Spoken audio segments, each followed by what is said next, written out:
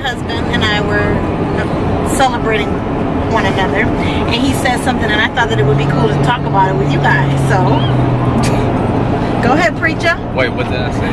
He said, "Isn't it funny that the Bible?" No, because I looked at Felicia and told her that I love her, and she said, "How did I get blessed with you?" No.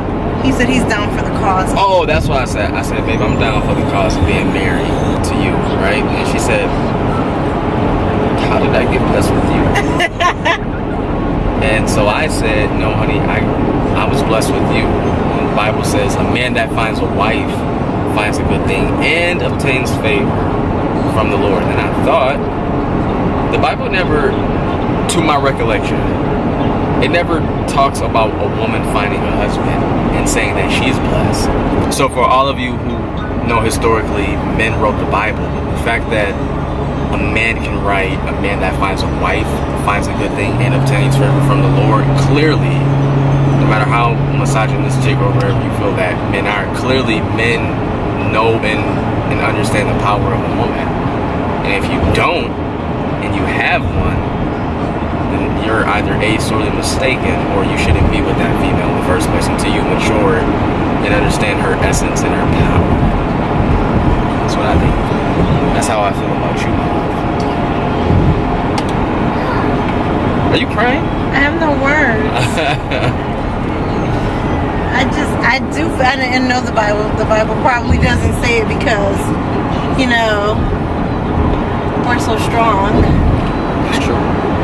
But I do believe that we're also so vulnerable, especially when we're uncovered. Yes.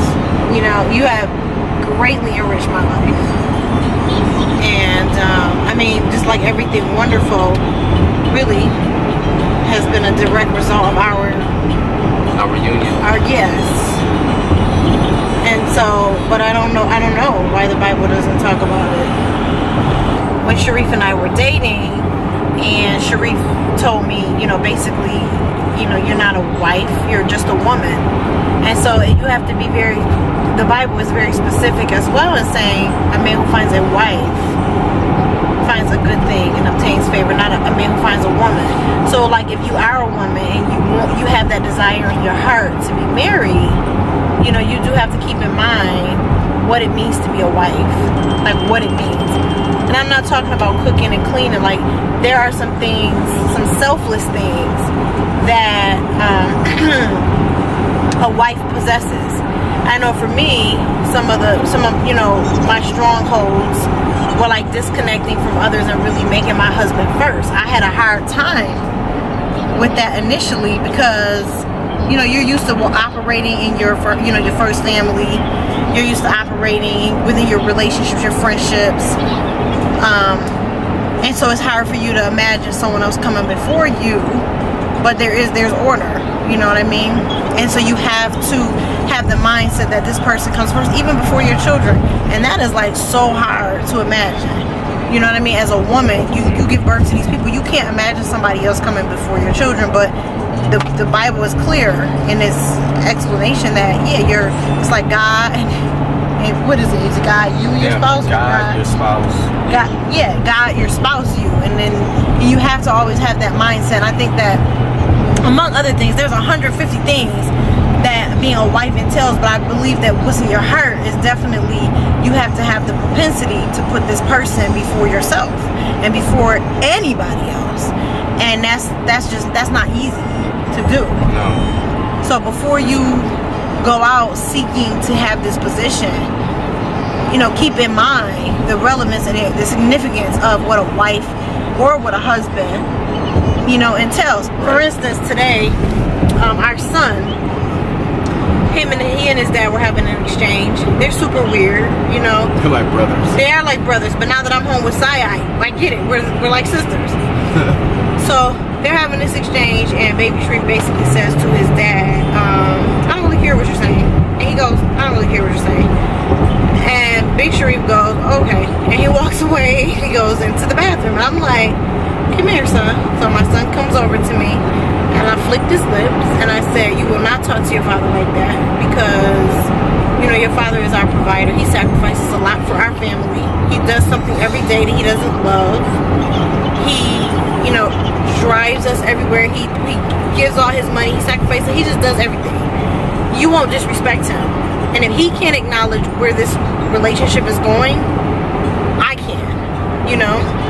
And so I'm saying that to say there are times you have to step in and really be the gateway, the eyes, the ears, you know, for your spouse. And if you don't have the capacity to do that, where do you end up? You know, so it took a long time, but the Lord told Sheree. Miserable or divorced. Miserable or divorced, right? And I don't want my kids. I don't want anybody taking advantage of my husband because he's too good to me. He's too kind. He's just not. I'm not around for it. So just period. And like I said, it's just a lot of things, which this is not a Super Bowl Sunday, so I'm not gonna get too caught up on that. I just thought it was interesting because Sharif has a lot to offer in terms of conversation revolving around relationships, which he doesn't really put himself out there like that. But, you know, to have somebody look over at you 10 years later and they still want to be signed up in this volunteership, because that's all marriage is. It's a volunteership. You signed a contract, but you're here by your own, by choice. And so for him to look over at me 10 years later and just like, I just thought, wow, how blessed am I that, you know, I have someone who still likes me. We can still go on car rides and enjoy one another. We still hold hands, you know, we still make love. We still touch for no reason. And you like me, you know, you enjoy me and I like you.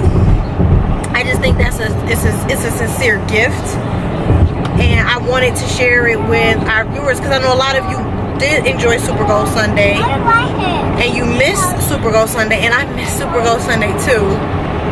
Oh, you do? I do. Are you kidding me? Yes. But I really wanted to. I didn't want to be in front of the camera twice a week. You know, a bobblehead. Right. I'm already giving you guys my pregnancy updates. I didn't want to do, you know, just be sitting there bobbly, but. Right, that's true. So thank you so much for listening to our car rants. Yeah.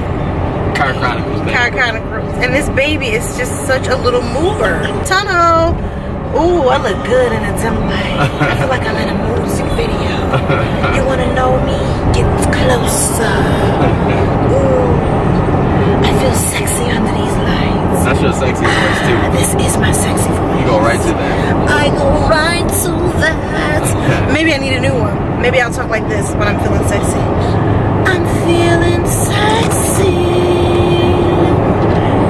tonight. Speaking about the Beyonce song, have you guys heard the new one? Jay-Z, DJ Khaled, featuring Beyonce. Let me just say, I have no idea what's going on. No idea at all. But what I do know is I like the beat. I don't know what Jay-Z is saying. I sort of know.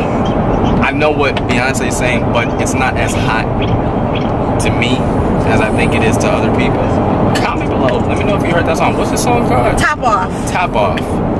Talking about the main backwards top. I have no idea what's going on in that song, but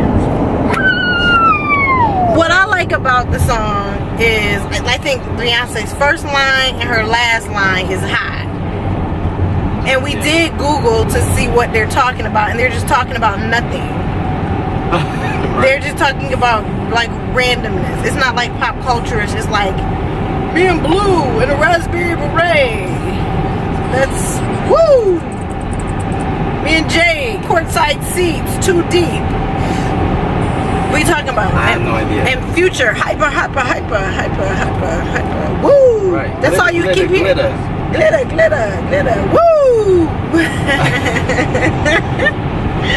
Anyway, guys, as always, when something seems bad, turn it around and make something good.